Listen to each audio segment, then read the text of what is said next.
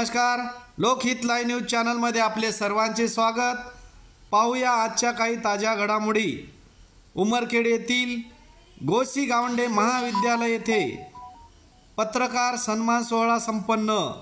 मंगळवार दिनांक 29 एप्रिल 2025 रोजी उमरखेड येथील गोपिकाबाई सीताराम गावंडे महाविद्यालय येथील म्युझियम सभागृहामध्ये यशवंतराव चव्हाण महाराष्ट्र मुक्त विद्यापीठ नाशिक BA जनसंज्ञापन व वृत्तपत्रिका पदवी शिक्षणक्रम द्वारा संपादक व पत्रकारांचा सन्मान करण्यात आला व आत्मदर्पण विशेषांक प्रकाशन सोहळा संपन्न झाला।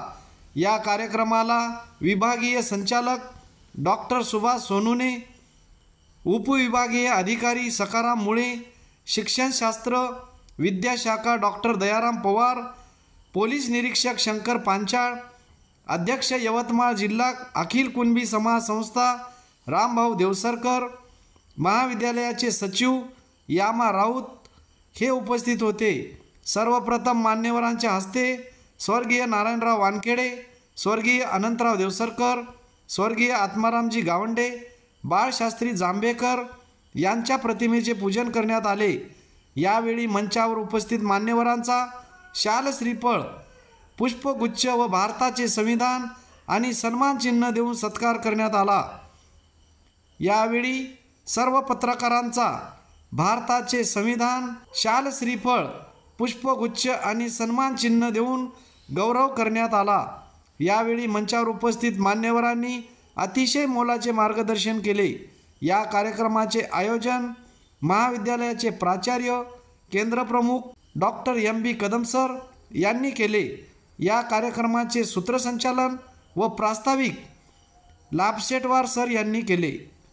माहिती असणारे आमचे आदरणीय गेला त्यावेळेचे वृत्तपत्र अशा पद्धतीचे होते की बातमी तयार झाल्यानंतर ती वृत्तपत्रामध्ये प्रिंट होत होती। दैनिक असेल किंवा साप्ताहिक असेल किंवा मासिक या टप्प्यामध्ये, म्हणजे बातमी तयार झाल्यानंतर एक दिवस, 7 दिवस किंवा महिने, YouTube असेल, सोशल मीडिया असेल, जे काही आपले घर आहे ते सर्व ते डॉक्टर आत्माराम गावंडे यांच्या स्मृतीप्रित्यर्थ आहे। आणि त्याचा मग नामकरण कसं करायचं, काय करायचं हे आपण सगळे जण बसला त्याला एक चांगलं मोठं स्वरूप आपल्याला देतो। धन्यवाद। श्री राम देवसकर साहेब, कारण माझ्यावर 3 वेळेस खंडणीचे गुन्हे दाखल झाले। किती? 3। एक वेळ तर जेलमध्ये गेलो, एकदा तर तुम्हाला सांगतो केस लढलो, निर्दोष झालो, आणि एकदा तर SP साहेबांना यवतमाळ दिले आणि त्याने बी फायनल केलं। म्हणजे सांगायचं तात्पर्य म्हणजे पोलीस सुद्धा खंडणीचा गुन्हा पत्रकारावर दाखल करण्यासाठी जास्त तयारी करतात, पटकन त्याला अडकवण्याचा प्रयत्न करतात। पण पत्रकार बांधवांना माझी विनंती आहे, इंस्टावर एखादी बातमी फ्लॅश करण्याच्या नादापेक्षा एखाद्या वंचित भागात जाऊन आपण बातमी बनवून ती जर आपण इंस्टावर आपण अपलोड केली असेल, निश्चित त्या भागाचा विकास झाल्याशिवाय राहू शकत नाही असं मला वाटतं। म्हणून समाज माध्यमाचा देखील वापर कसा करावा हे पत्रकार बंधूंनी यावर देखील विचार करण्याची गरज आहे। आजच्या काळामध्ये बऱ्याच गोष्टी लोकशाहीला मजबूत करण्याचं काम आपण सर्व करताय, सत्याचा शोध घेण्याचं काम आपण करताय, सामान्यांचा आवाज बनवून आपण काम करताय। हे तास 24 तास IBN लोकमत बरेचसे वर्तमान बातम्या आहेत। या सगळ्यांमध्ये एक ब्रेकिंग न्यूज किंवा सत्य समोर मांडणे किंवा एखादा पोलखोल असेल हे करण्याचं काम देखील आपण लोक करताय। म्हणजेच काय, आपण समाजाची सेवा करतोय, समाज घडवतोय।